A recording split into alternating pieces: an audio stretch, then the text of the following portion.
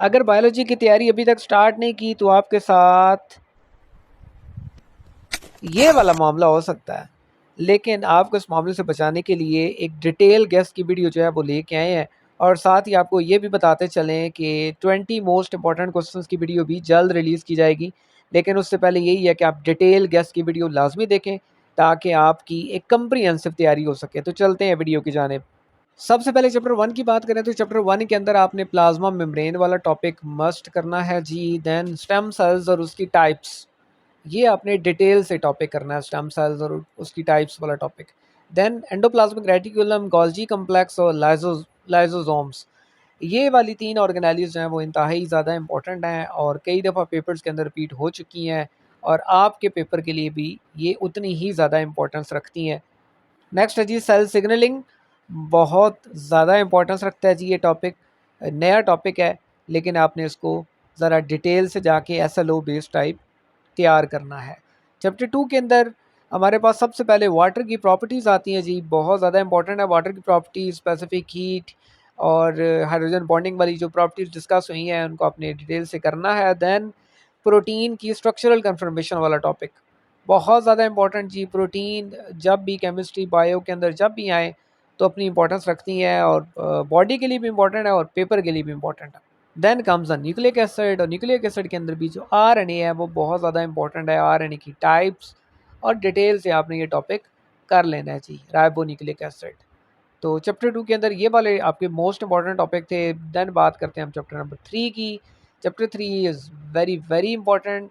Enzymes की जब भी बात करें तो एंजाइम अपनी वेटेज रखते हैं, बॉडी के अंदर भी अपना एक्टिव फंक्शन इनका और पेपर के अंदर भी हर दफ़ा इनमें से क्वेश्चन रिपीट होते हैं। ये वाले सवाल बहुत ज़्यादा इंपॉर्टेंट, एंजाइम की करैक्टरिस्टिक्स, कोफैक्टर और एंजाइम की टाइप्स और एंजाइम इनहिबिशन। कल मैं सेकंड ईयर की वीडियो बना रहा था केमिस्ट्री की, तो उसके अंदर भी एंजाइम इनहिबिशन, और बायोलॉजी फर्स्ट ईयर की वीडियो है तो उसके अंदर भी एंजाइम इनहिबिशन, दोनों जगह पे इंशाल्लाह ये क्वेश्चन आ रहा है जी पेपर में। चैप्टर 4 की बात करें तो चैप्टर 4 के अंदर ये 3 मेन जो टॉपिक्स मैंने मेंशन किए हैं और तीनों लॉन्ग क्वेश्चन के लिए जो है वो इम्पोर्टेंट है। अब क्रैब साइकिल मुझे एक वो लिस्ट मिल नहीं रही थी फॉर्मेटिव समेटिव वाली, लेकिन उसको आपने देख लेना है कि अगर तो क्रैब जो है वो आपके समेटिव में आ रहा है तो crab is very very important. अलबत्ता ये नॉन साइक्लिक फोटोफॉस्फोरिलेशन और ग्लाइकोलाइसिस ये तो बहुत ज़्यादा इंपॉर्टेंट है। उसके बाद हम बात करेंगे जी चैप्टर नंबर 5 की, जिसमें आपके पास बैक्टीरिया फेज का लाइफ साइकिल आ जाता है जी। तो लाइफ साइकिल दोनों टाइप्स हैं, दोनों आपने करने हैं, बहुत ज़्यादा इंपॉर्टेंट है। देन HIV का life cycle is very complex but very important. Then आता है आपके पास प्रियॉन्स और विराइड्स, ये मैट्रिक लेवल का क्वेश्चन है, दोनों की प्रॉपर्टीज़ का डिफरेंस आपको मस्ट आना चाहिए जी। चैप्टर नंबर 6 की बात करें that is related to bacterias, तो साइनोबैक्टीरिया यानी blue green algae is very very important. Then bacteria के अंदर ग्रोथ एंड रिप्रोडक्शन कैसे होती है, ये वेज, ये लास्ट टाइम बोर्ड के पेपर के अंदर ये आया था क्वेश्चन जी, कंजुगेशन, ट्रांसलेशन, ट्रांसफॉर्मेशन, तो आप लोगों के पेपर के लिए भी इंतहाई ज़्यादा इंपॉर्टेंट है। देन कुछ फिजिकल मेथड आपकी बुक में लिखे हुए हैं जिनके ज़रिए बैक्टीरिया को कंट्रोल किया जा सकता है, तो उन फिजिकल मेथड के ऊपर नोट एक्सपेक्टेड है।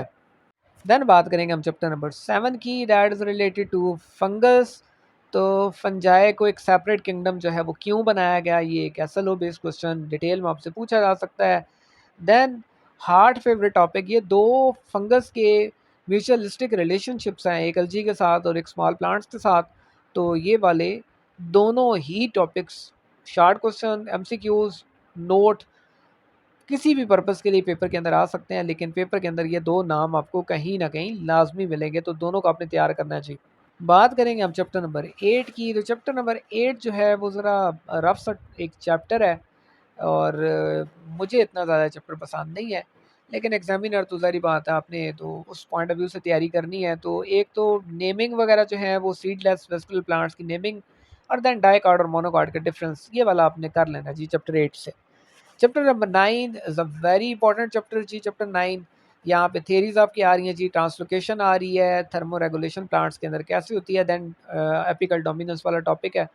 तो चैप्टर 9 जो है वो एक अलग वेटेज रखता है एग्ज़ाम के अंदर, तो बहुत ज़्यादा इंपॉर्टेंट है।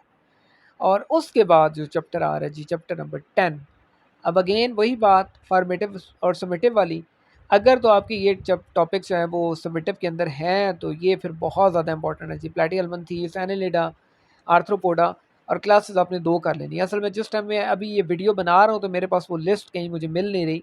दैट्स व्हाई मैं आपको बार-बार कह रहा हूँ कि आपने एक दफ़ा समेटिव वाली लिस्ट लाज़मी देख लेनी है। और ये मुझे लगता है कि समेटिव के अंदर ये सारे टॉपिक्स होंगे, तो यही टॉपिक आपने चैप्टर 10 से करने हैं, तो आपका चैप्टर 10 जो है वो कंप्लीट हो जाएगा। मज़ीद मेरे ख़्याल में कोई ज़रूरत कोई नहीं है कुछ और करने की। बात करेंगे हम चैप्टर नंबर 11 की, तो चैप्टर नंबर 11 जो है वो रिप्रोडक्शन से रेलेवेंट है। इसके अंदर अब कुछ नहीं कहा जा सकता, 50-50% है, यानी मेल या फीमेल रिप्रोडक्टिव सिस्टम के हवाले से, यानी हार्मोनल रेगुलेशन वाला जो टॉपिक है, वो दोनों में से कोई एक टॉपिक आएगा। अब कौन सा आएगा अल्लाह ही बेहतर जाने, लेकिन दोनों में से एक आएगा जी। चैप्टर नंबर 12 की बात करेंगे, इनहेरिटेंस वाला चैप्टर जी। तो एपिस्टासिस और जितने भी आपके पास क्रासेस वगैरह शो किए गए हैं आपकी बुक के अंदर, वो क्रासेस तकरीबन सारे ही इम्पोर्टेंट हैं। और मेन एक आपका जो हीमोफीलिया है और कलर ब्लाइंडनेस है, ये 2 बीमारियाँ, दोनों में से कोई एक बीमारी इसके अंदर आपने याद करना है। ये कैसे आगे फैमिलीज़ के अंदर ट्रांसफ़र कैसे होती है, डिटेल से आपने एक तरह से एसएलओ बेस्ड टाइप बना के, आपको पेडिग्री दी जा सकती है एग्ज़ाम के अंदर, आपसे कहा जा सकता है कि भाई इसको सामने ला के ड्राइव करें, तो आपको एक्सप्लेन करना भी, उसको ड्राइव करना भी आना चाहिए। बात करेंगे चैप्टर नंबर 13 की, तो chapter number 13 is again a very very important chapter. बहुत ज़्यादा इंपॉर्टेंट चैप्टर है जी, और काफ़ी इंटरेस्टिंग चैप्टर भी है। डीएनए रेप्लिकेशन का मैकेनिज्म आपको आना चाहिए, जेनेटिक कोड, उनकी जेनेटिक कोड की इंपॉर्टेंस, उसकी कैरेक्टरिस्टिक्स, यूनिवर्सल क्यों होता है, सारी डिटेल आपने याद करनी है। देन पोस्ट ट्रांसक्रिप्शनल मॉडिफिकेशन, वो जो एमआरएनए की मॉडिफिकेशन होती है वो कैसे होती है। और सिंड्रोम आपने डाउन सिंड्रोम डिटेल से करना चाहिए, इसकी सिम्टम्स वगैरह क्या है, और इसकी इसकी डिटेल नोट आ सकता है डाउन सिंड्रोम के ऊपर, तो इसलिए आपने इसको हल्का नहीं लेना। और ये बीच में किधर से आ गया, ये तो मेरे ख्याल में राफ़ेल है, इंडियन तैयारा जिसे पाक फ़िज़ाइया ने उड़ा दिया था, तो ये इसको छोड़ दें। चैप्टर नंबर 14 की बात करते हैं जी। चैप्टर नंबर 14 के अंदर एंडोसिम्बियंट हाइपोथेसिस, उसके बाद लामार्किज्म और डार्विनिज्म, दोनों के पास्टुलेट्स विद एग्जांपल। इंटरेस्टिंग भी है चैप्टर, तो आपने इसको डिटेल से करना है। और देन एविडेंसेस आपने सारे ही करने हैं। Comparative anatomy the B matter के अंदर भी आ चुका है। एविडेंसेस आप कोशिश करें कि सारे तैयार कर लें, इसको चॉइस पे ना ही छोड़ें तो बेहतर है। उसके बाद बात करेंगे जी आपके chapter number 15, the last chapter. और लास्ट चैप्टर के अंदर उसको डिस्कस करने से पहले आपको अगेन मैं बता दूं कि 20 मोस्ट इंपॉर्टेंट टॉपिक्स की जो वीडियो आएगी इंशाल्लाह, वो कल तक रिलीज़ हम करेंगे। तो जिस टाइम आप ये वीडियो देख रहे होंगे तो आपके माइंड में चल रहा होगा कि वीडियो कब आएगी, तो आपको इंशाल्लाह कल ये वीडियो मिल जाएगी 20 मोस्ट इंपॉर्टेंट टॉपिक्स वाली। और वो वीडियो आपने लाजमी देखनी है, और वो टॉपिक्स भी आपने मस्ट करने हैं, उनमें से कोई टॉपिक नहीं छोड़ना, क्योंकि वो हमारी सिग्नेचर वीडियो होती है 20 most important topics. Chapter number 15 के अंदर नाइट्रोजन साइकिल और सक्सेशन के अंदर जो है वो ज़ीर आर्च सक्सेशन आपने मस्ट करनी है। यानी ये 2-3 ऐसे टॉपिक हैं चैप्टर 15 के अंदर जिनको स्किप करने का आप सोच भी नहीं सकते। तो उम्मीद है आपको ये वीडियो जो है वो पसंद आई होगी। चैनल को लाइक भी करें, इसको शेयर भी करें, और सब्सक्राइब तो मैं कहता हूँ कि फ़ौरन से पहले कर लें। बहुत शुक्रिया।